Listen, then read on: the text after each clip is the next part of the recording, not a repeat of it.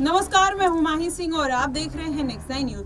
बीते लोकसभा चुनाव में कुछ पार्टियों को बड़ा झटका लगा था, जिसमें से स्वामी प्रसाद मौर्य का भी नाम शामिल है। ऐसे में अपर्णा यादव, पल्लवी पटेल, स्वामी प्रसाद मौर्य जिस तरीके से पार्टी में कहीं ना कहीं निष्क्रिय होते हुए दिखाई दिए, उनका वर्चस्व लगातार घटता हुआ नजर आ रहा है। माना ही जा रहा है कि अब इस बार के चुनाव में इनकी जो भूमिका है वो बेहद अहम मानी जा सकती है। जी हाँ, आपको बता दें, अब स्वामी प्रसाद मौर्य किसी पार्टी की तरफ जाने का सोच रहे हैं, लेकिन वो पार्टी कौन सी होगी? क्या मायावती के साथ गठबंधन कर सकते हैं? क्योंकि मायावती के साथ स्वामी प्रसाद मौर्य ने 25 सालों तक काम किया है, लेकिन वहीं अगर देखा जाए तो अखिलेश यादव के साथ भी पार्टी में रहे, भारतीय जनता पार्टी के साथ रहे।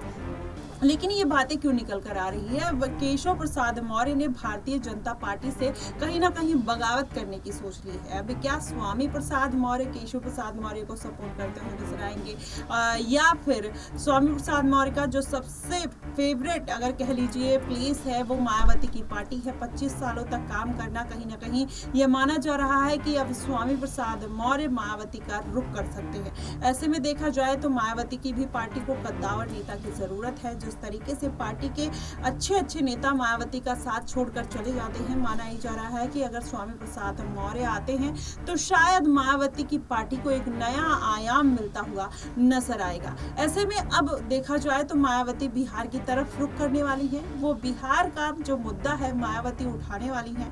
क्या उसमें स्वामी प्रसाद मौर्य उनकी मदद कर सकते हैं? चंद्रशेखर आजाद रावण के साथ उनके रिश्ते बेहतर हैं। ऐसे में पल्लवी पटेल, संघमित्रा मौर्य भी उनके साथ हैं। तो ऐसे में मायावती अगर उनको साथ लेती हैं तो कहीं ना कहीं जाहिर तौर पर दलित वोट बैंक जो है वो मायावती के साथ आता हुआ दिखाई देगा।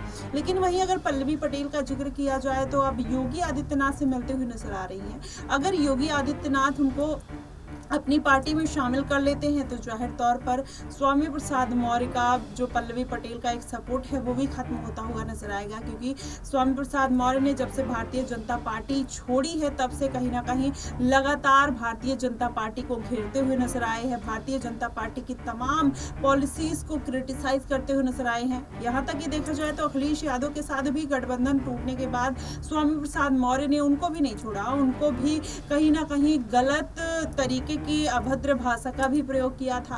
तो ऐसे में स्वामी प्रसाद मौर्य हमेशा से अपने बयानों को लेकर चर्चा में बने रहते हैं, लगातार कहीं ना कहीं जनता में उनकी किरकिरी होती रहती है। लेकिन अगर देखा जाए तो जमीनी स्तर पर स्वामी प्रसाद मौर्य का जो एक ऑरा है, जो एक जनता के प्रति उनका जनाधार है, वो अभी भी बरकरार है। कुशीनगर सीट पर तो नहीं देखने को मिलता है। देखा जाए तो मात्र 24,000 वोट स्वामी प्रसाद मौर्य कहीं ना कहीं निकाल पाते हैं। लेकिन इससे ये साबित नहीं होता है कि स्वामी प्रसाद मौर्य का जो जनाधार है वो खत्म हो गया। ऐसे में किस पार्टी का रुख करते हुए नजर आएंगे, किसके साथ जाते हुए नजर आएंगे, ये बड़ा सवाल बना हुआ है। लेकिन अभी जो पूरी संभावनाएं दिखाई दे रही हैं वो मायावती के साथ दिखाई दे रही हैं। अब ऐसे में चंद्रशेखर आजाद भी क्या स्वामी प्रसाद मौर्य को साधने का प्रयास करेंगे? क्योंकि कुशीनगर सीट पर चंद्रशेखर आजाद रावण ने खुलकर स्वामी प्रसाद मौर्य के लिए चुनाव प्रचार किया था। लेकिन इस बार वही अगर देखा जाए तो अब उपचुनाव में जो 10 सीटें हैं, क्या स्वामी प्रसाद मौर्य को चंद्रशेखर आजाद कोई बड़ा मौका दे सकते हैं, या फिर मायावती ही इस बार किसी सीट पर स्वामी प्रसाद मौर्य को मौका देते हुए नजर आएंगे? आपको क्या कुछ लगता है?